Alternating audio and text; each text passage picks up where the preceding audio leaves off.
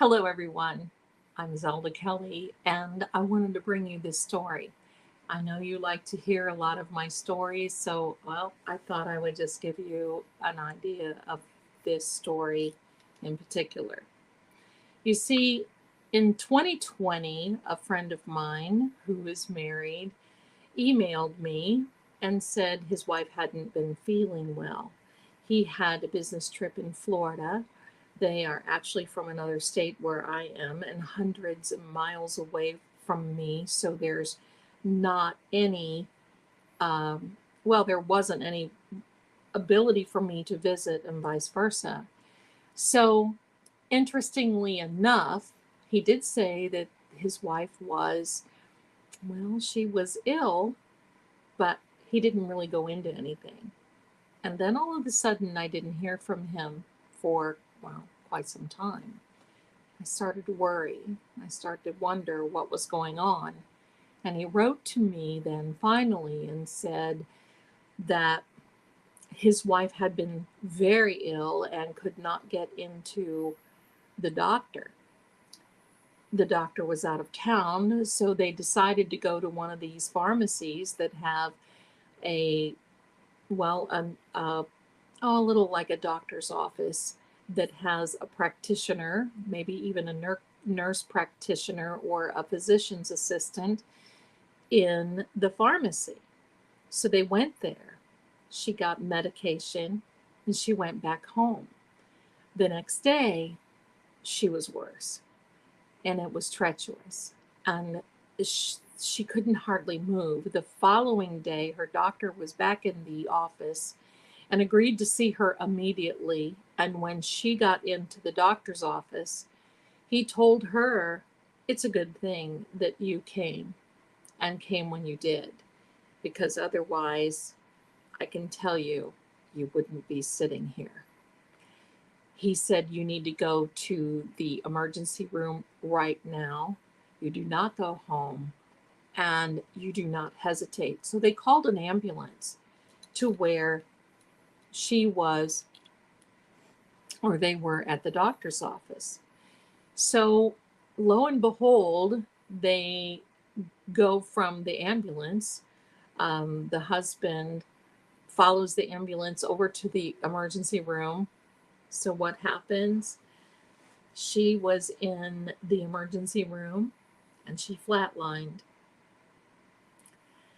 And it was very treacherous. And what they found out was that the pharmacy assistant, physician's assistant, or the nurse practitioner, I don't know what it was not a doctor on duty, gave her wrong medicine.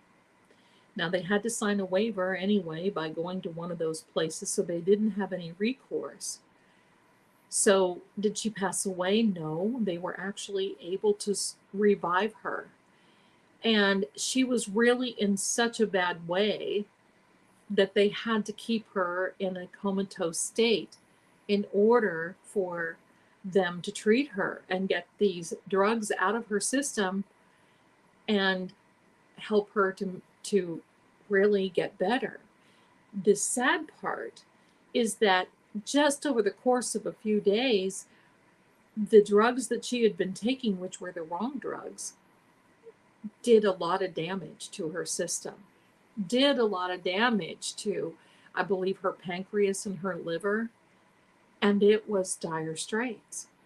In fact, it was so bad that the husband called me and emailed me and told me that the doctor said there was no hope and that, well, they were planning on pulling the plug of the life support that was keeping her alive. It was very sad, and he asked me to pray for her, and of course I was going to, and I did. So I was working that night, and actually until about 3 o'clock in the morning on a particular psychic line, and my shift was over at about 3 a.m. My son was in his room. And I just wanted to just meditate through the day, through the calls. And I laid down for a little bit on the sofa in the living room. Now, I heard a noise in the hallway, and there's a hall bathroom there, and I have just a little night light that plugs into the wall. And I heard this noise. And when I opened my eyes, there was her. She was standing in the hall. Well, my first thought was, oh my gosh, she has passed. They didn't even pull the plug. She's passed away. And I couldn't speak. I just kept looking at her, and she looked at me, and her mouth, she was trying to talk. So she was talking like this. Of course, nothing was coming out, and I couldn't read her. Now, this all was happening so fast that I started questioning, is this really real? Am I seeing this? Am I sleeping? Am I just having a vision? What is this all about? But it was very real, and I was very awake. Now, the next thing that happened, I've never seen before in all my years of being an intuitive, empath, psychic, whatever you want to call it. I've never seen this before. All of a sudden, it was just in a flash, she went from standing to down on her hands and knees. Now, the position she was in, her hands were like this in front of her. Her elbows were up in the air, and her legs behind her were up in the air, almost like a spider position. Her stomach was like on the floor, and her arms and legs were up. I have never seen a contortion like this in my life. I knew it was something that she had done in order to get my attention, and believe me, she certainly did. The next thing that happened was, I don't know, and I'm positive that if you're watching this, I know that you've seen a lot of these, well, horror flicks, scary movies, where when somebody is walking through, they jerk like this. They jerk. And whoever does that, whoever came up with that in the movies, must have seen that or had experienced that, because that is exactly what she did.